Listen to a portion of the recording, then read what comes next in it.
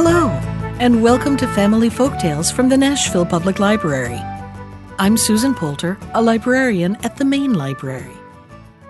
Today's story is The Norka, a Russian story from Andrew Lang's Red Fairy Book. Once upon a time, there lived a king and queen.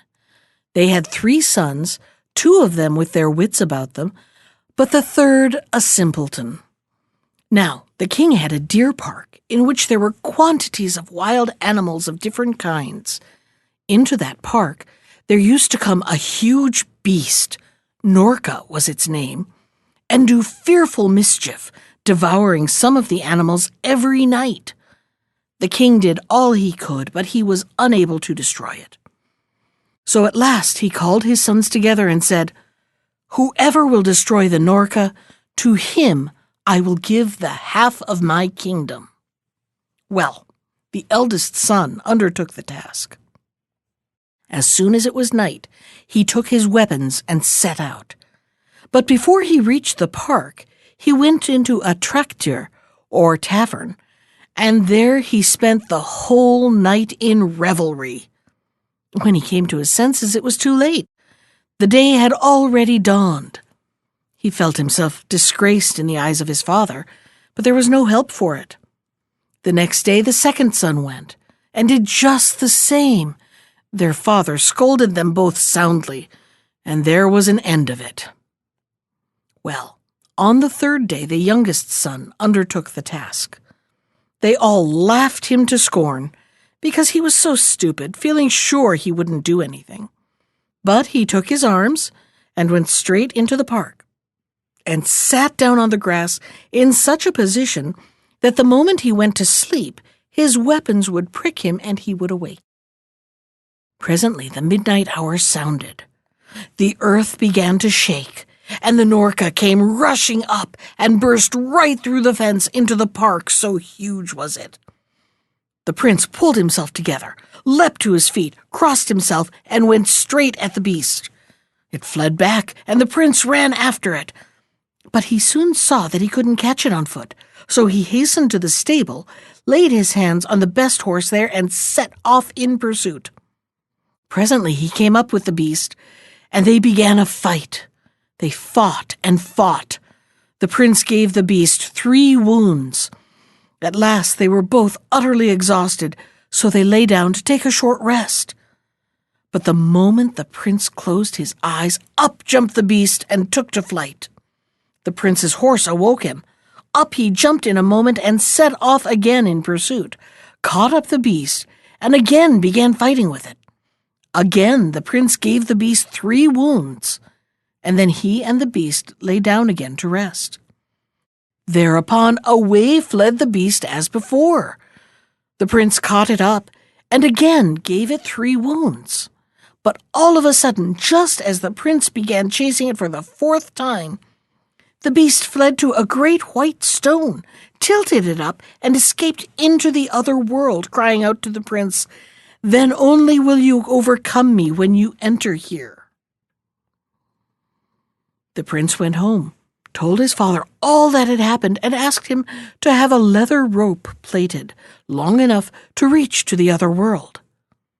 His father ordered this to be done. When the rope was made, the prince called for his brothers, and he and they, having taken servants with them, and everything that was needed for a whole year, set out for the place where the beast had disappeared under the stone. When they got there, they built a palace on the spot and lived in it for some time. But when everything was ready, the youngest brother said to the others, "Now, brothers, who is going to lift that stone?" Neither of them could so much as stir it, but as soon as he touched it, away it flew to a distance, though it was ever so big, big as a hill. And when he had flung the stone aside, he spoke a second time to his brothers, saying, "Who is going into the other world to overcome the Norka?" Neither of them offered to do so.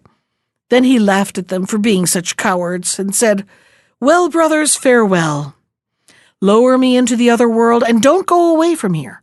but as soon as the cord is jerked, pull it up." His brothers lowered him accordingly, and when he had reached the other world, underneath the earth, he went on his way. He walked and walked. Presently he espied a horse with rich trappings, and it said to him, "Hail, Prince Ivan! Long have I awaited thee." He mounted the horse and rode on, rode and rode, until he saw standing before him a palace made of copper. He entered the courtyard, tied up his horse, and went indoors. In one of the rooms a dinner was laid out. He sat down and dined, then went into a bedroom. There he found a bed on which he lay down to rest. Presently there came in a lady, more beautiful than can be imagined anywhere but in a fairy tale, who said, "Thou who art in my house, name thyself. If thou art an old man, thou shalt be my father. If a middle-aged man, my brother. But if a young man, thou shalt be my husband dear. And if thou art a woman and an old one, thou shalt be my grandmother. If middle-aged, my mother. And if a girl, thou shalt be my own sister." Thereupon he came forth, and when she saw him, she was delighted with him, and said, "Wherefore, O Prince Ivan, my husband dear shalt thou be? Wherefore hast thou come hither?" Then he told her all that had happened, and she said, "That beast which thou wishest to overcome is my brother. He is staying just now with my second sister, who lives not far from here in a silver palace. I bound up 3 of the wounds which thou didst give him." Well, after this they drank and enjoyed themselves, and held sweet converse together.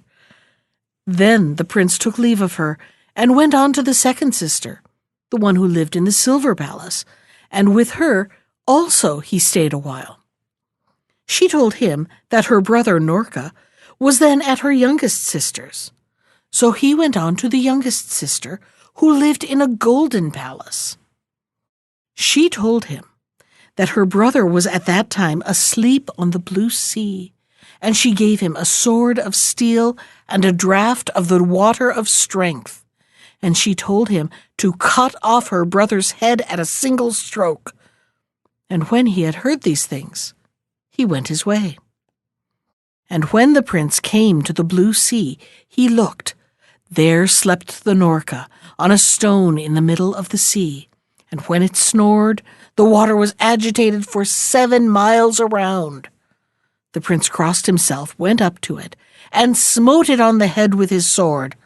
The head jumped off, saying the while, "Well, I'm done for now," and rolled far away into the sea. After killing the beast, the prince went back again, picking up all the 3 sisters by the way, with the intention of taking them out into the upper world, for they all loved him and would not be separated from him. Each of them turned her palace into an egg, for they were all enchantresses, and they taught him how to turn the eggs into palaces and back again. And they handed over the eggs to him. And then they all went to the place from which they had to be hoisted into the upper world. And when they came to where the rope was, the prince took hold of it and made the maidens fast to it. Then he jerked away at the rope, and his brothers began to haul it up.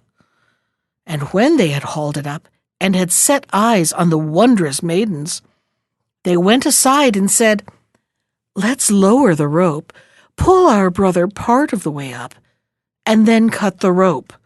Perhaps he'll be killed, but then if he isn't, he'll never give us these beauties as wives." So when they had agreed on this, they lowered the rope. But their brother was no fool.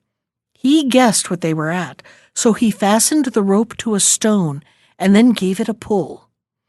His brothers hoisted the stone to a great height and then cut the rope. Down fell the stone and broke in pieces.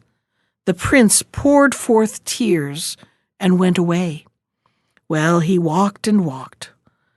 Presently a storm arose. The lightning flashed, the thunder roared, the rain fell in torrents. He went up to a tree in order to take shelter under it, and on that tree he saw some young birds which were being thoroughly drenched. So he took off his coat and covered them over with it, and he himself sat down under the tree. Presently there came flying a bird, such a big one that the light was blotted out by it. It had been dark there before, but now it became darker still. Now this was the mother of those small birds which the prince had covered up, and when the bird had come flying up, she perceived that her little ones were covered over, and she said, "Who has wrapped up my nestlings?" And presently, seeing the prince, she added, "Didst thou do that? Thanks. In return, ask of me anything thou desirest. I will do anything for thee." "Then carry me into the other world," he replied. "Make me a large vessel with a partition in the middle," she said. "Catch all sorts of game and put them into one half of it, and into the other half pour water, so that there may be meat and drink for me." All this the prince did. Then the bird, having taken the vessel on her back, with the prince sitting in the middle of it, began to fly. And after flying some distance, she brought him to his journey's end, took leave of him, and flew away back. But he went to the house of a certain tailor and engaged himself as his servant. So much the worse for wear was he, so thoroughly had he altered in appearance, that nobody would have suspected him of being a prince. Having entered into the service of this master, the prince began to ask what was going on in that country, and his master replied, "Our two princes, for the third one has disappeared, have brought away brides from the other world and want to marry them, but those brides refuse, for they insist on having all their wedding clothes made for them first, exactly like those which they used to have in the other world, and that without being measured for them. The king has called all the workmen together, but not one of them will undertake to do it." The prince, having heard all this, said, "Go to the king, master, and tell him that you will provide everything that's in your line." "However can I undertake to make clothes of that sort? I work for quite common folks," says his master. "Go along, master. I will answer for everything," says the prince. So the tailor went. The king was delighted that at least one good workman had been found, and gave him as much money as ever he wanted. When his tailor had settled everything, he went home, and the prince said to him, "Now then, pray to God and lie down to sleep. Tomorrow all will be ready." And the tailor followed his lad's advice and went to bed. Midnight sounded. The prince arose, went out of the city into the fields, took out of his pocket the eggs which the maidens had given him, and, as they had taught him, turned them into 3 palaces. Into each of these he entered, took the maidens' robes, went out again, turned the palaces back into eggs, and went home. And when he got there, he hung up the robes on the wall and lay down to sleep. Early in the morning his master awoke, and behold, there hung such robes as he had never seen before, all shining with gold and silver and precious stones. He was delighted, and he seized them and carried them off to the king. When the princesses saw that the clothes were those which had been theirs in the other world, they guessed that Prince Ivan was in this world. So they exchanged glances with each other, but they held their peace. And the master, having handed over the clothes, went home. But he no longer found his dear journeyman there. For the prince had gone to a shoemaker's, and him too he sent to work for the king. And in the same way he went the round of all the artificers, and they all proffered him thanks, inasmuch as through him they were enriched by the king. By the time the princely workmen had gone the round of all the artificers, the princesses had received what they had asked for. All their clothes were just like what they had been in the other world. Then they wept bitterly, because the prince had not come, and it was impossible for them to hold out any longer. It was necessary that they should be married. But when they were ready for the wedding, the youngest bride said to the king, "Allow me, my father, to go and give alms to the beggars." He gave her leave, and she went and began bestowing alms upon them, and examining them closely. And when she had come to one of them, and was going to give him some money, she caught sight of the ring which she had given to the prince in the other world, and her sister's rings too, for it really was he. So she seized him by the hand and brought him into the hall, and said to the king, "Here is he who brought us out of the other world. His brothers forbade us to say that he was alive, threatening to slay us if we did." Then the king was wroth with those sons, and punished them as he thought best. And afterwards 3 weddings were celebrated. That was the Norka from Andrew Lang's Red Fairy Book. Special thanks to Ginger Sands for our theme music. You can find more of Ginger's music at iTunes or on her website at www.gingersands.com. And if you'd like to comment on today's story, send me an email.